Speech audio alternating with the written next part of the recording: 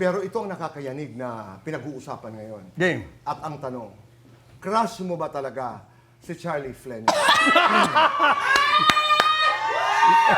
Ayun siya, oh. Ayun siya, oh. Ikaw magtanong pa. Ikaw ba talaga yan? Na mukha.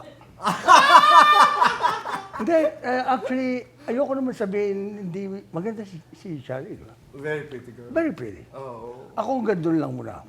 Basta. Sabi ko sa kanya, basta. Among swerte mo, hindi mo lang dada, spokesperson mo pa. Basta nasa iyo yun. Ano, Pwede ba ako- hinay-hinay lang, di ba, boy? Correct. Pwede bang makarinig sa'yo ng Ikaw? komento? Game. Masasabi ko lang po, we've been close si Charlie nung Sparkle Teens. Okay, sabihin mo sa akin kung gaano ka close. Ito ha, mag-uumpisa tayo dito. Mag-uumpisa tayo dito. Sabihin mo sa akin, stop. Close yan. Close. Dito? Ganito. dito. Close. Okay. Ang tawag sa inyo ngayon ay best friends, Best friends. ng Kamuning. Yan ang tawag sa kanila Ako, hindi ko ngayon. alam yan. Oh, cute. So, ano tong close friends ng Kamuning na ito? Yung Sparkle Teens po talaga, nang sa Gala, siya lang po yung partner ko sa Sparkle Teens. Kaya best friend ko na po talaga So, siya. bago pa dati. mag-PBB, nanliligaw ka na? Huh? Ako'y nagtatanong lamang, Anton, di ba? Nang diretsahan. So, kayo nagsasama na bilang magkaibigan? Opo, bilang magkaibigan. Oo. Nag-workshop na po kami, nag-eksena na po kami dalawa sa workshop. So, yung closeness po talaga namin, Nandun na? Nandun na. Solid? Na solid na. Okay. Kailan ka nagsabing I love you? I love you. Aba? Nagtatanong lang naman ako.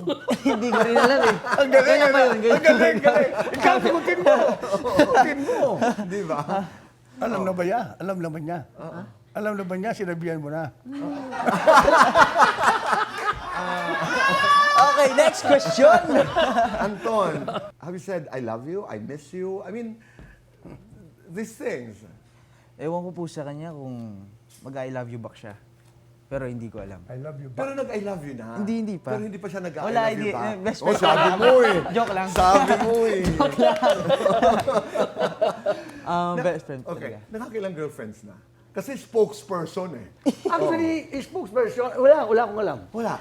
Hindi ko pinakikialaman, boy. Hindi? Oo. Talaga? Hindi mo man nabibigyan ng tips paano manligaw? Minsan lang. halimbawa? Minsan lang. Ano yung tip na ibinigay mo, Roy? Sabi ko, hinay-hinay ka lang.